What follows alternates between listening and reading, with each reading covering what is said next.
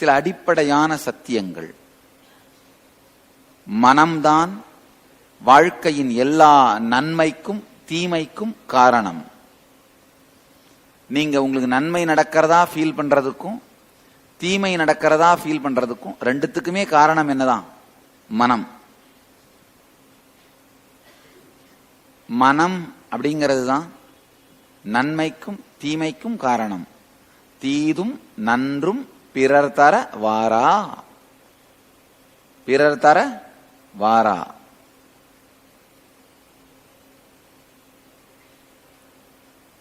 நான் சொல்ற ஒவ்வொரு கருத்தையும் சத்தியத்தையும் ஆழ்ந்து உள்வாங்குங்க. அப்ப மட்டும்தான் அந்த இறுதி சத்தியம் முழுமையா மலரும் உங்களுக்குள்ள. தீதும் நன்றும் பிறர் தர வாரா. மற்றவர்கள் கொடுப்பதனால்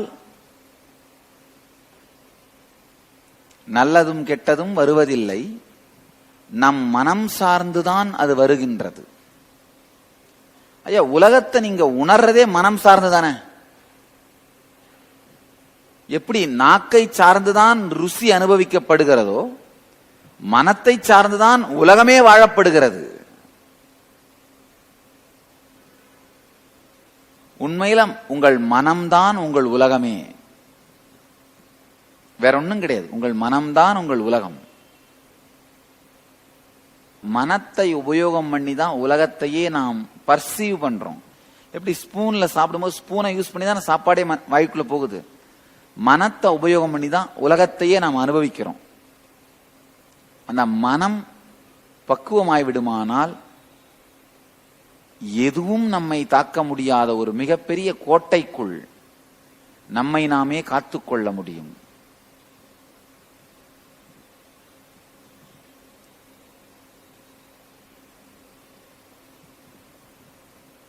மனம்னா என்ன? தேடி தேடி பாருங்களேன், என்ன மனம்னா? சில நேரத்துல வேக வேகமா இயங்குது, சில நேரத்துல டல்லா இருக்கு, சில நேரத்துல டயர்டா இருக்கு, சில நேரத்துல போரா இருக்கு, சில நேரத்துல டிப்ரெஸ்டா இருக்கு, சில நேரத்துல படு உற்சாகத்துல குதிக்குது.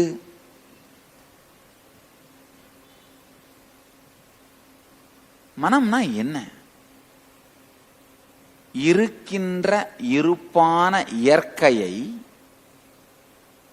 நேரடியாக எதிர்கொள்ளும் துணிச்சல் இல்லாததனால் நமக்கு ஏற்றாற்போல், வசதிக்கு ஏற்றாற்போல்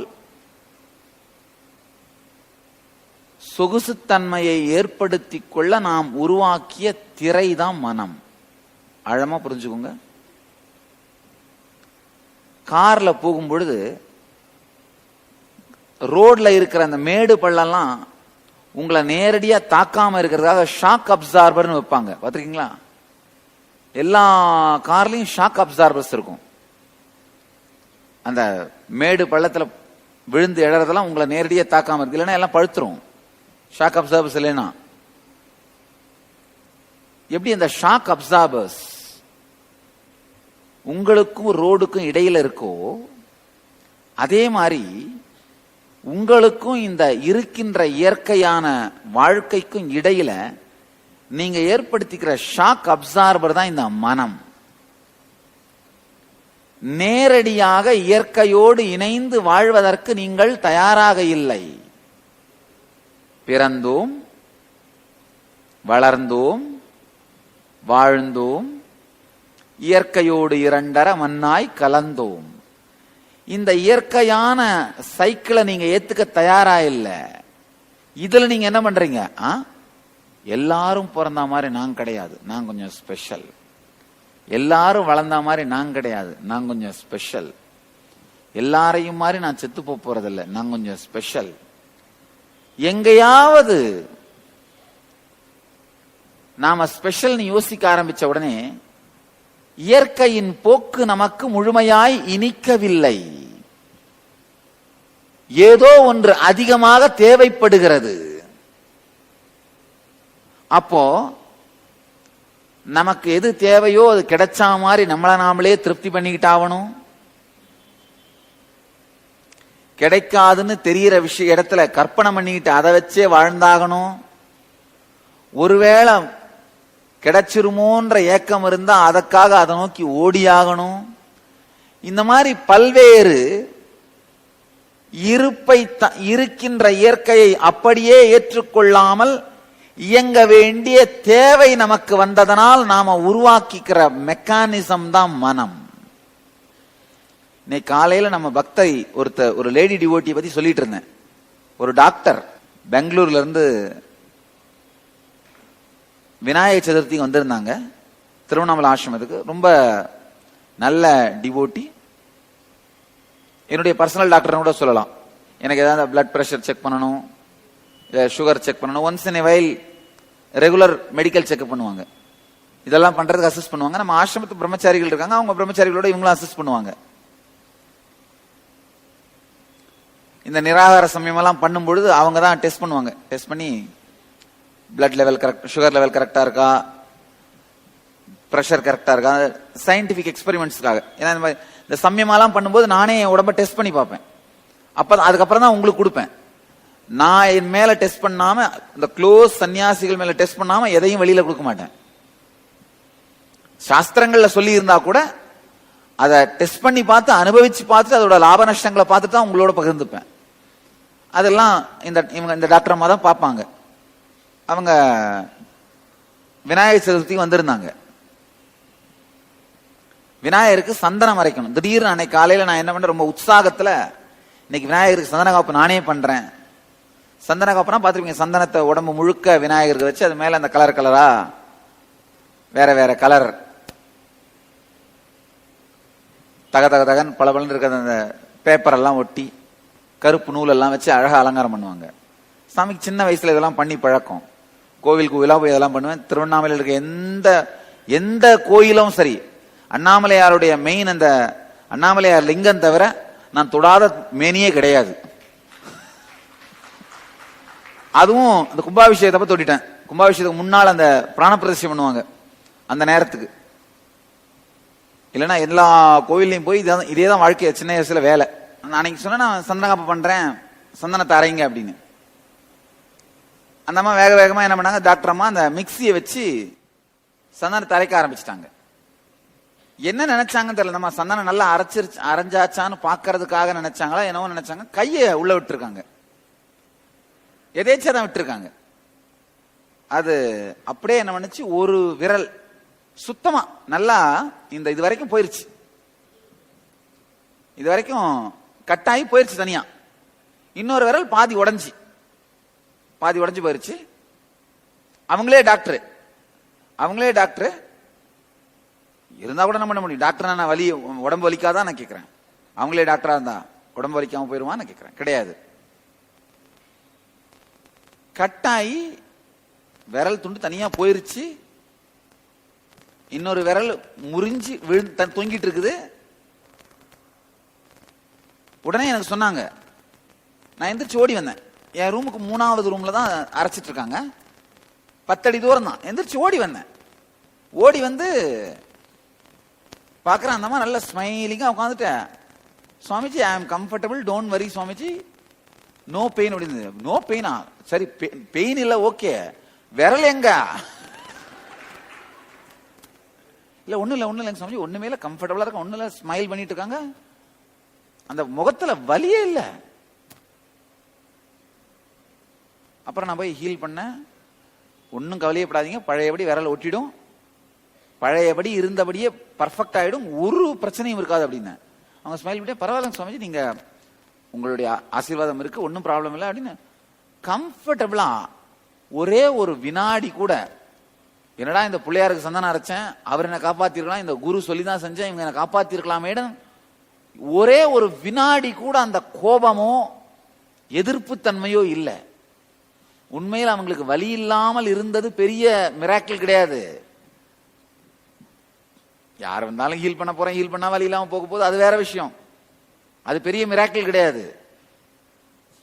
ஆனா அந்த வெறுப்பும் கோபமும் அகங்காரமும் இல்லாமல் இருந்தாங்க பாருங்க, அதுதான் மிகப்பெரிய மிராக்கிள் அந்த நேரத்துல.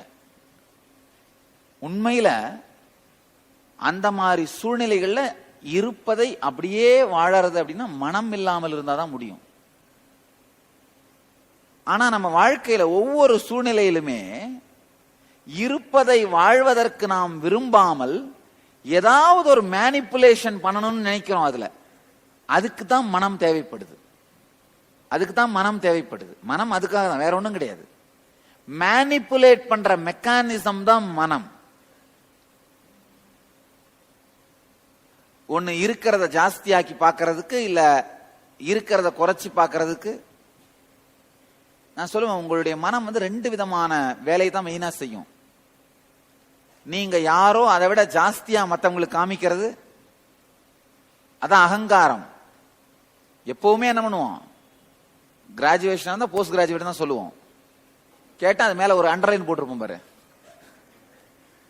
ஒரு லைன் போட்டா என்ன அர்த்தம், முடிக்கல. இருக்கிறத விட ஜாஸ்தியாவே காட்டுற அகங்காரம். அதே மாதிரி உங்க மனசுல பாத்தீங்கன்னா, உங்களை பத்தி நீங்க வச்சிருக்கிற கருத்து உங்களுடைய நிஜமான தகுதியை விட கம்மியாவே உங்களை நினைச்சிருப்பீங்க.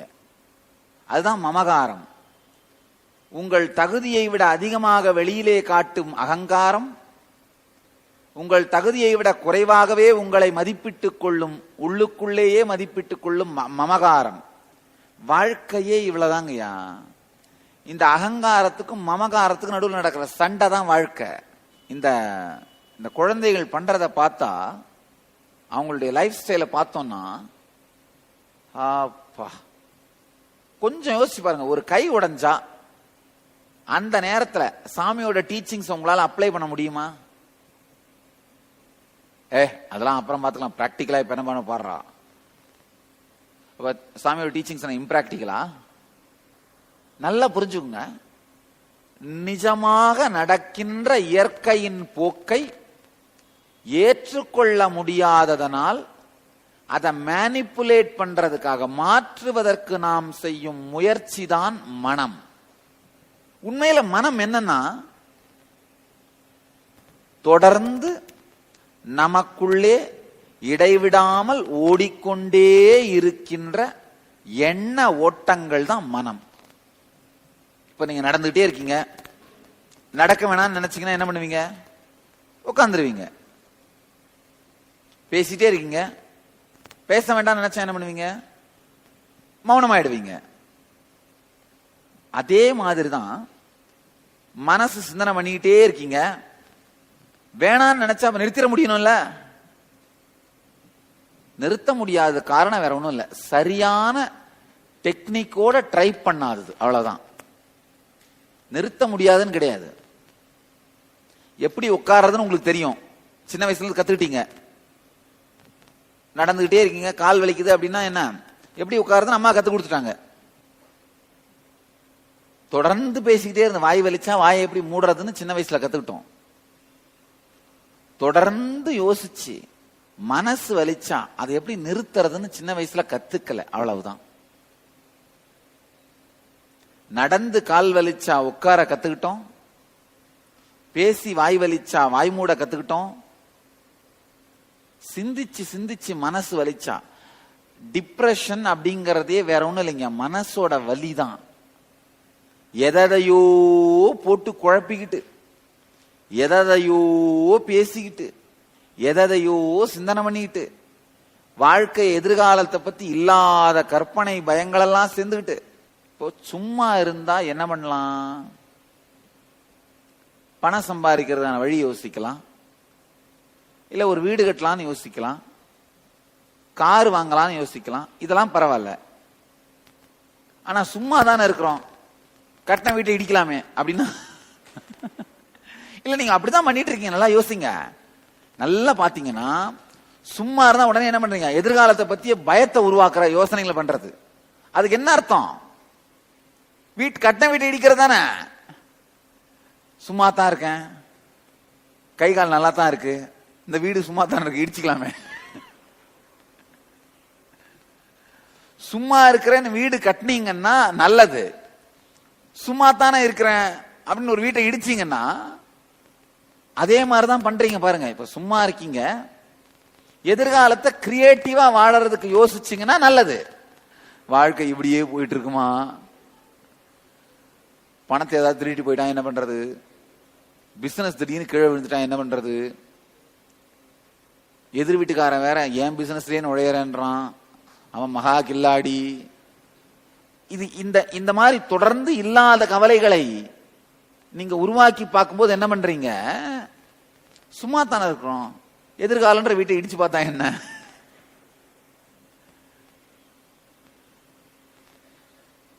அததான் உண்மையில செய்றீங்க. நல்லா தெரிஞ்சுக்கோங்க. சிந்தையை வலிக்கும் சிந்தனைகள் செய்து வலிவந்த பிறகும் சிந்திப்பதை நிறுத்த தெரியாமல் தடுமாறுவதுதான் டிப்ரெஷன். ரொம்ப வேலை செஞ்சா கை வலிக்குது, வேலையை நிறுத்திட்டு கைய சும்மா இருக்க வைக்க கத்துக்கிறீங்க. அப்ப ரொம்ப சிந்திச்சு மனசு வலிக்கும் போது அதை நிறுத்த கத்துக்கவே இல்லைன்னா என்ன பண்ண போறீங்க லைஃப்ல? ஒரு உதாரணம் புரிஞ்சுக்கோங்க. உங்க கையில ஒரு 100 கிலோ வெயிட்டை கொடுத்துட்டு இப்படியே பண்ணிக்கிட்டே இருக்கிறீங்க. வலி வந்தாலும் அது எப்படி நிறுத்துறதுன்னு தெரியல. என்ன ஆகும் உங்க கதி?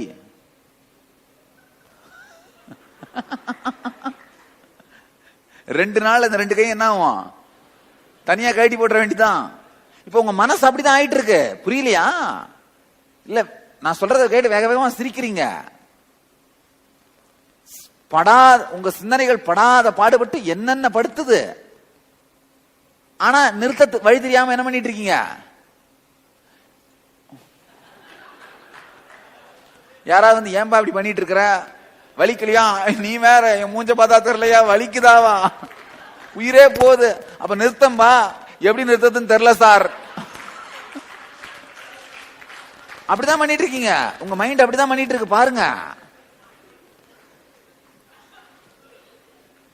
ஏன்பா இவ்வளவு டிப்ரெஷனா இருக்கிற, என்னென்னவோ கவலை, குற்ற உணர்ச்சி, பயம், துக்கம், வேதனை, வெறுப்பு. சாமி ஏன்டா அதையே பண்ணிட்டு இருக்கீங்க? அதை பண்ணாம பொறுமையா இறம்பா. நிறுத்த தரல சாமி. அதானே நீங்களும் சொல்றீங்க. அதே தானே நீங்களும் சொல்றீங்க.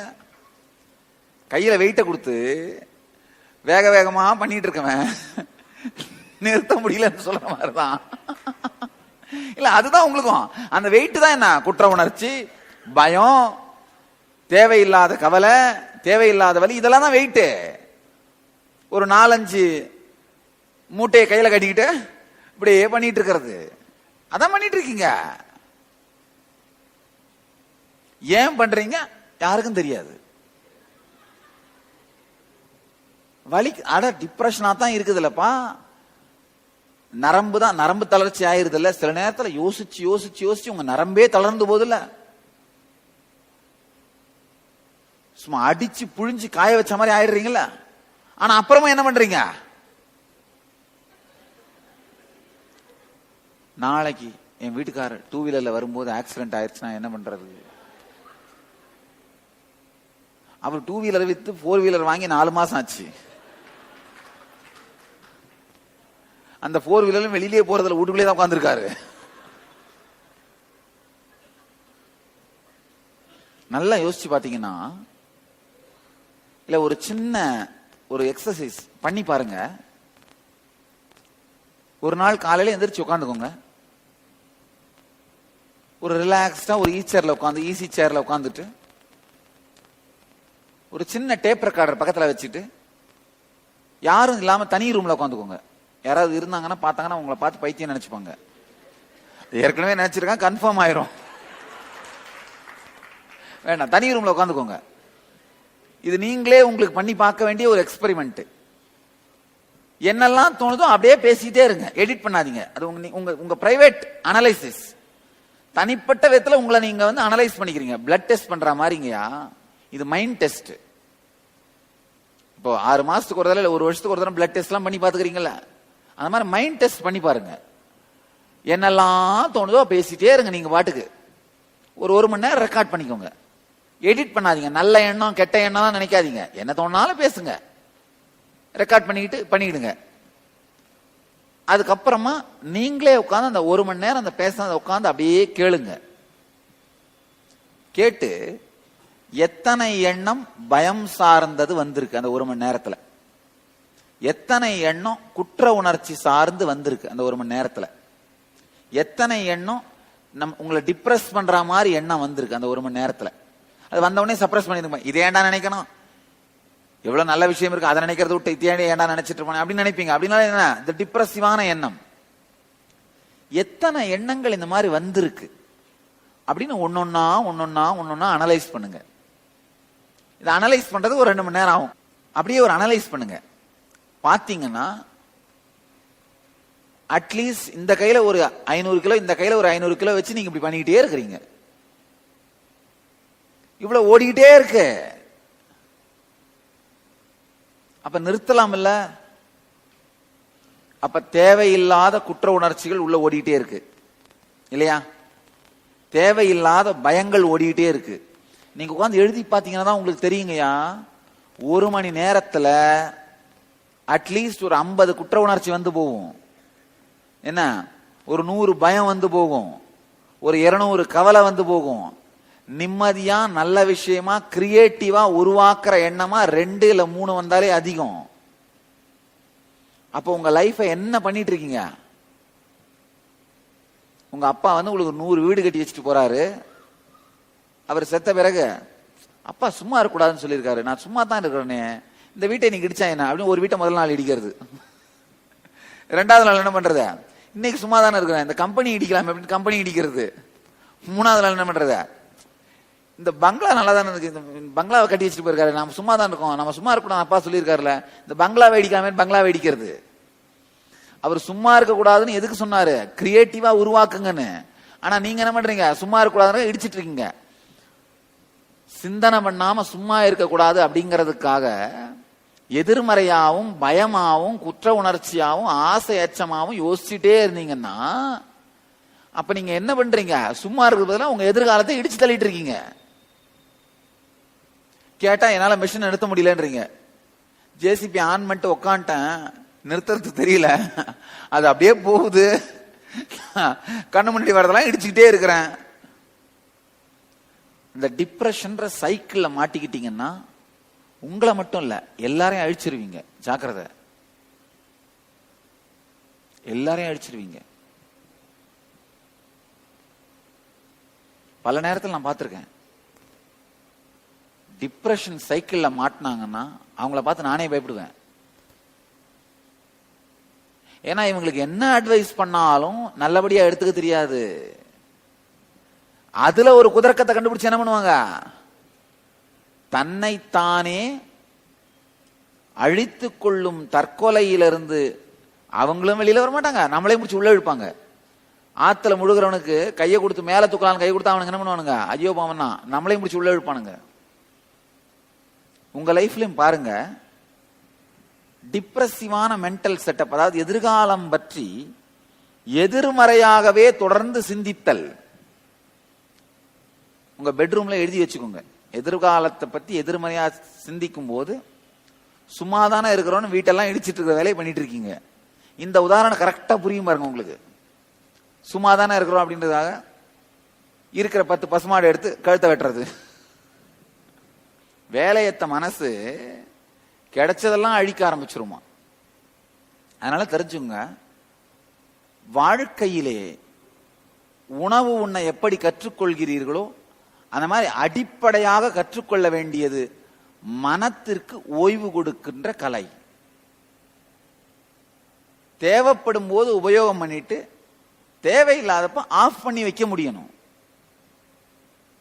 இப்ப அந்த மனத்தை ஆஃப் பண்ணி வைக்கிற கலையைத்தான் நிர்விகல்ப சமாதின்னு சாமி சொல்றேன். விகல்பம்னா எண்ண ஓட்டம், நிர்விகல்பம்னா எண்ணமில்லாத மனதிற்கு ஓய்வு கொடுக்கும் கலை. நல்லா புரிஞ்சுக்கோங்க. மனம் என்பது தொடர்ந்து உங்களால் கட்டுப்படுத்த முடியாமல் இயங்குமானால் எதிர்காலத்தை சீரழிக்கும். எத்துணை வலி வேதனைகள் வந்த பிறகும் கட்டுப்படுத்த முடியவில்லை என்றால் தன்னைத்தானே அழித்துக் கொள்ளும் தற்கொலையாக மாறும். இல்ல இப்ப இந்த 2 கையில வெயிட்ட கொடுத்துட்டு பண்ணிட்டே இருக்கிறீங்க, இதை மட்டும் தான் கத்துக்கிட்டீங்க, ஆனா இதை நிறுத்த கத்துக்கல. அப்ப என்ன ஆவீங்க நீங்க கடைசியில? இதனால தற்கொலையில தான் போய் முடியும். இப்படியே பண்ணிட்டு இருந்தீங்கன்னா 10 நாள் ஆச்சுன்னா அதுக்கப்புறம் என்ன ஆகும்? மயக்கம் வந்து கீழே வரைக்கும் அதான வழி. அதே மாதிரிதான் உங்க மனமும். பல நேரத்தில் நீங்க பார்க்கலாம், ஓவரா ஓடி ஓடி ஓடி ஓடி சிந்திச்சு சிந்திச்சு சிந்திச்சு சிந்திச்சு அந்த கவலை சம்ஸ்காரங்களை அடுக்கி அடுக்கி அடிக்கிங்கயா. அதாவது வியாபாரம் மொத்தமும் காணாம போயிருமோன்னு தொடர்ந்து கவலைப்பட்டுக்கிட்டே இருந்தீங்கன்னா வியாபாரம் நல்லா வளர்ந்துட்டு வரும். ஆனா உங்க கவலைப்படுற பழக்கம் போகாது. திடீர்னு ஒரு நாள் 10 லட்சம் ரூபா வருமானம் வர்றதுக்கு பதிலா 8 லட்சம் ரூபா வந்துச்சுன்னா போதும், போச்சு. என்ன ஆவீங்க? ஐயோ இது இப்படியே போச்சுன்னா இன்னைக்கு 8 லட்சம், நாளைக்கு 6 லட்சம், நாளான்னைக்கு 4 லட்சம், அதுக்கு மறுநாள் 2 லட்சம், அப்புறம் 0, அப்புறம் இருக்கிறதெல்லாம் போய் 1 வருஷத்துக்கு அப்புறம் நான் ஓட்டாண்டி ஆயிருவேனா? நீங்க கற்பனையா உருவாக்கி வச்சிருக்கிற பயத்தினுடைய தாக்கம் எதிர்காலத்தின் மீது படும் பொழுது எதிர்காலத்தை இடித்து தள்ளுகிறீர்கள். எத்தனை பேர் இந்த மாதிரி ஒரு சின்ன விஷயத்துக்கே உடைஞ்சு போய் அப்புறம் என்ன ஆகும்? இந்த கை தானா வேலை செஞ்சு இந்த செஞ்சு செஞ்சு செஞ்சு செஞ்சு மயக்கம் வந்து விழா மாதிரி அப்படியே டிப்ரெஷன்ல விழுந்துருவீங்க. மனம் அப்படிங்கிற மேனிபுலேட்டிவ் மெக்கானிசம் தொடர்ந்து இயங்குவதனால் ஏற்படுகின்ற, ஓய்வில்லாது இயங்குவதனால் ஏற்படுகின்ற வலிதான் டிப்ரெஷன். அதுல இருந்து தான் வாழ்க்கையினுடைய எல்லா துக்கங்களும் துவங்குகின்றன. நல்லா தெரிஞ்சுங்க. டிப்ரெஷன்ல மட்டும் தயவு செஞ்சு எந்த முடிவும் எடுக்காதீங்க. டிப்ரெஷன்ல நீங்க எடுக்கிற முடிவு எல்லாமே பேய் நேரடியா உங்களுக்கு சொல்லி கொடுத்து நீங்க எடுக்கிற முடிவுகள். எவ்வளோ பெரிய நல்ல முடிவுன்னு நீங்க நினைச்சீங்கன்னாலும் தயவு செஞ்சு டிப்ரெஷன் இருக்கும்போது எடுக்காதீங்க.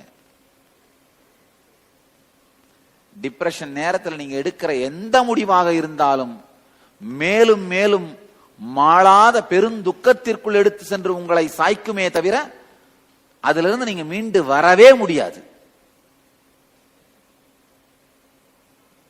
எந்த பெரிய முடிவுகளையும் வாழ்க்கையில் எடுக்கிற எந்த பெரிய முடிவு, பல பெரிய முடிவுகள் நீங்க எடுத்துட்டு இருப்பீங்க.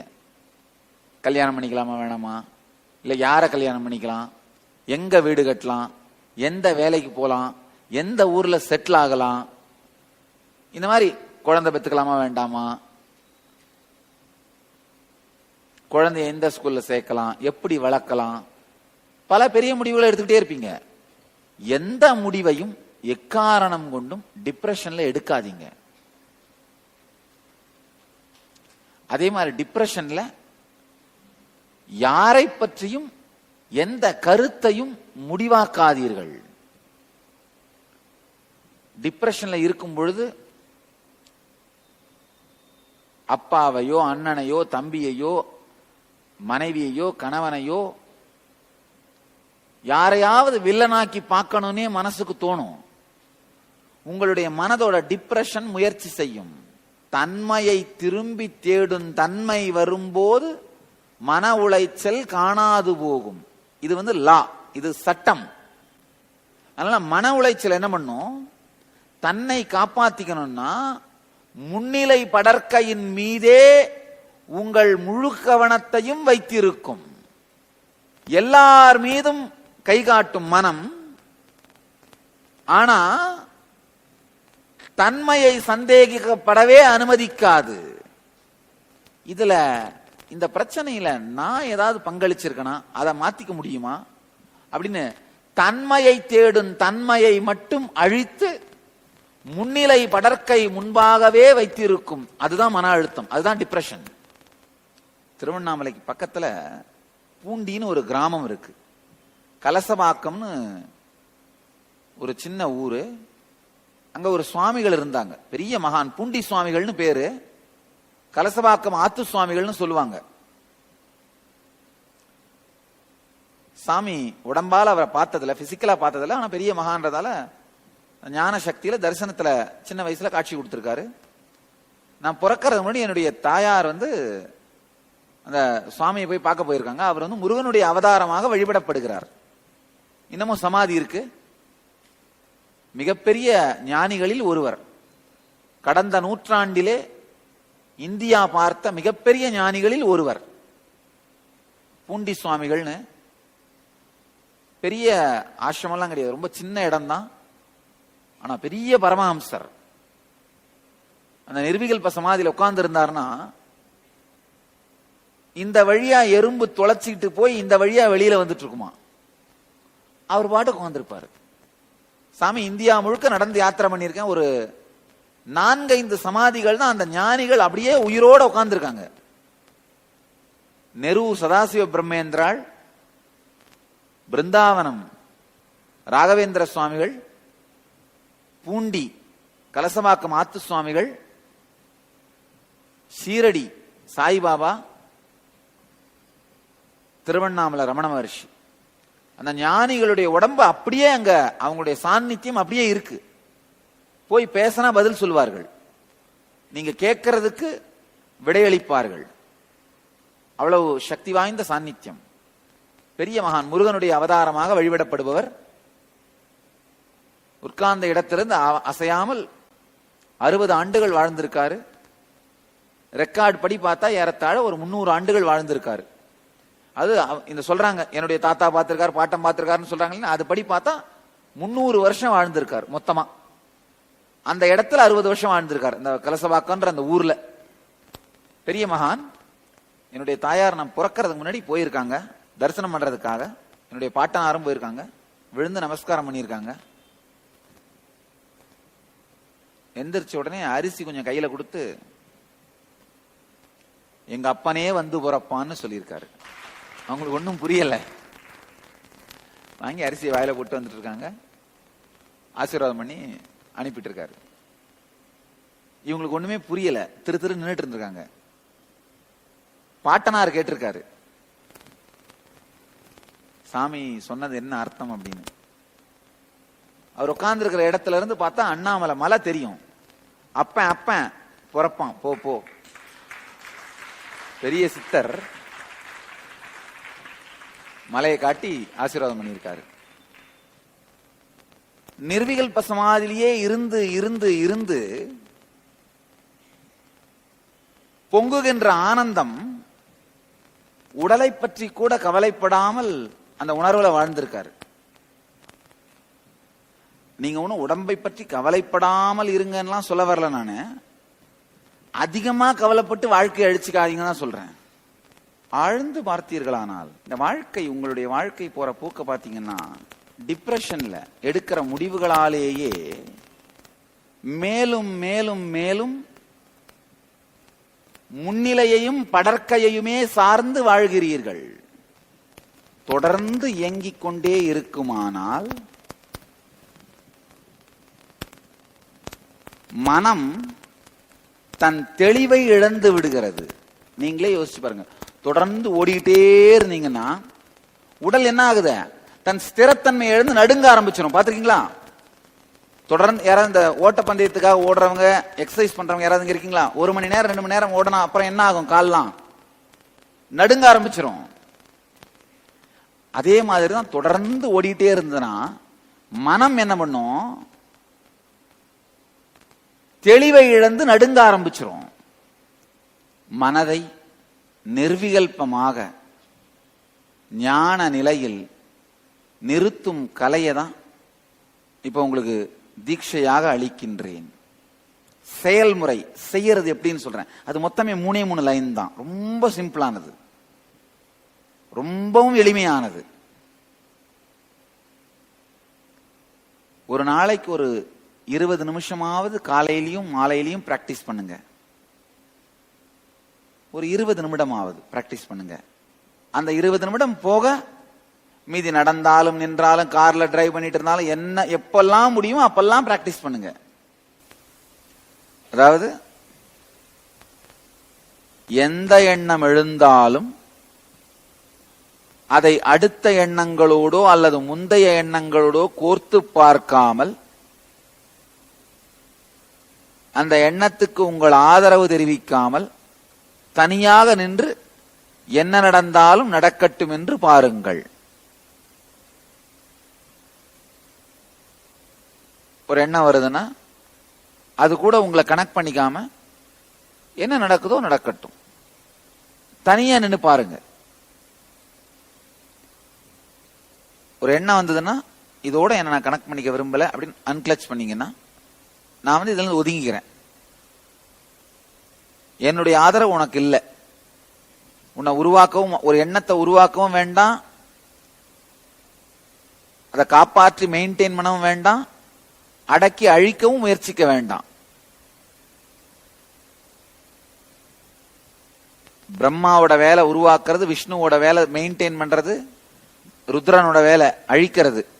மூணையும் பண்ணாம ஒதுங்கி இருந்தீங்கன்னா பரபிரமமா இருப்பீங்க. ஆழ்ந்து எந்த எண்ணம் வந்தாலும் அதிலிருந்து உங்களை விடுபடுத்தி கொண்டு அன்கிளச் பண்ணிட்டு இருங்க. ஒரு 2 செகண்ட் கழிச்சு இன்னொரு எண்ணம் வரும், அதுல இருந்து அன்கிளச் பண்ணுங்க. அப்புறம் இந்த அன்கிளச் பண்ணணும்னு எண்ணம் இருக்கும், அதுல இருந்தும் அன்கிளச் பண்ணுங்க. போர் அடிக்குதே அப்படின்னு தோணும், அதுவும் ஒரு எண்ணம் தான், அதுவும் அன்கிளச் பண்ணுங்க. டயர்டா இருக்கேன்னு தோணும், அதுவும் ஒரு எண்ணம் தான், அன்கிளச் பண்ணுங்க. என்ன வந்தாலும் அதுல இருந்து அன்கிளச் பண்ணிக்கிட்டே இருங்க. நிச்சயமா ஒரே ஒரு முறை செய்தால் அந்த ஆழ்ந்த நிர்விகல்ப நிலைக்கு போயிட முடியாது. சித்திரமும் கைப்பழக்கம், செந்தமிழும் நாப்பழக்கம், தியானமது மனப்பழக்கம்.